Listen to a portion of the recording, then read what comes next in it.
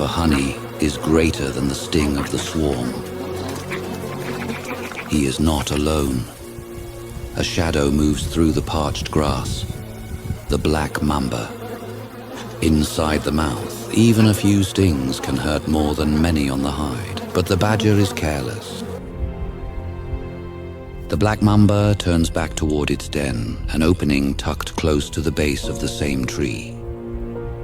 As it glides home, its path cuts straight through the badger's feeding zone, and the overlap could ignite a fight.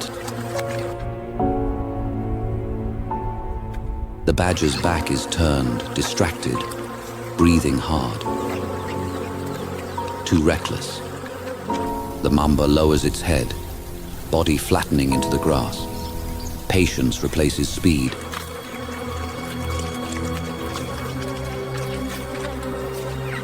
It circles wide, using the sun, using the wind. The honey badger digs with single-minded obsession, snout pressed deep into the hollowed trunk. Bees sting, snap, swarm, yet it pays them no mind. Entirely consumed by the prize. Nothing behind it draws its attention. The world shrinks to scent and taste. But danger is a ghost it cannot see. The serpent closes the distance inch by inch, no warning. From behind, the strike is inevitable.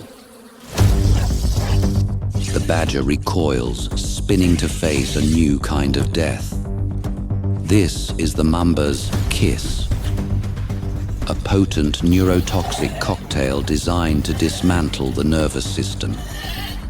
To fail here is to forfeit the very bloodline of the species. The badger falters, his equilibrium shattered by the mounting poison. He retreats for a heartbeat, disoriented before the ancient instinct for vengeance takes hold. A dizzying dance begins in the dust. The badger, legendary for his refusal to fear, surges forward with reckless intent. Betrayed by his own nerves, he still chooses resistance.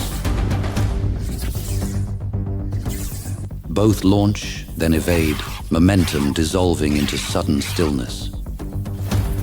Every movement is a question, every pause a test. The mamba lunges with blinding speed. A ribbon of lethal muscle shaped by open savannas and tight burrows alike. Capable of striking and withdrawing in the same breath.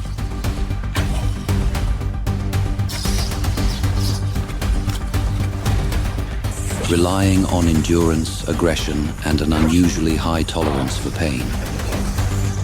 The mamba answers with reach and restraint.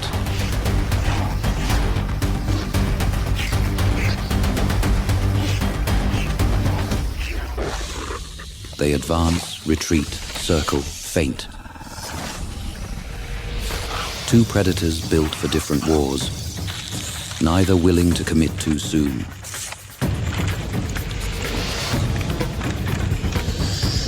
Venom does not need victory in seconds. It only needs patience. It works in silence, traveling along nerves, loosening muscle from command. Every heartbeat becomes an ally. Every moment a quiet countdown. The badger presses anyway, driven by a metabolism that favors persistence, refusing to yield ground even as his body begins to betray him.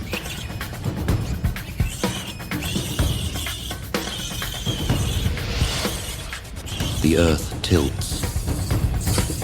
Sounds stretch and warp. He sways, snapping at threats that may or may not exist.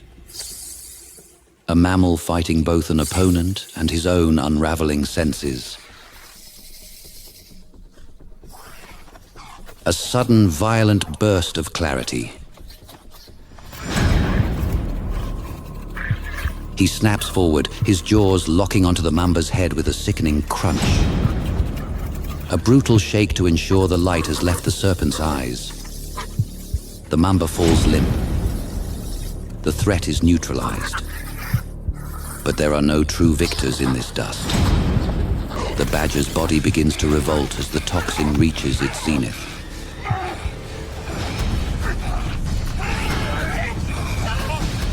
Violent seizures rack his frame. A storm of electrical failure. Muscle tremors progress into the cold grip of full paralysis.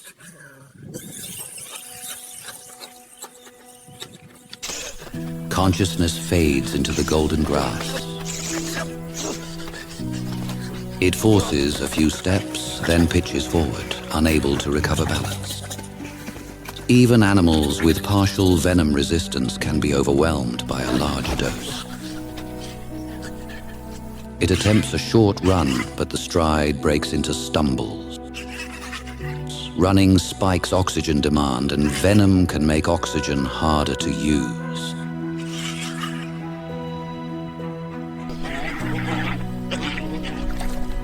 With neurotoxic venom, the real crisis is often respiratory fatigue.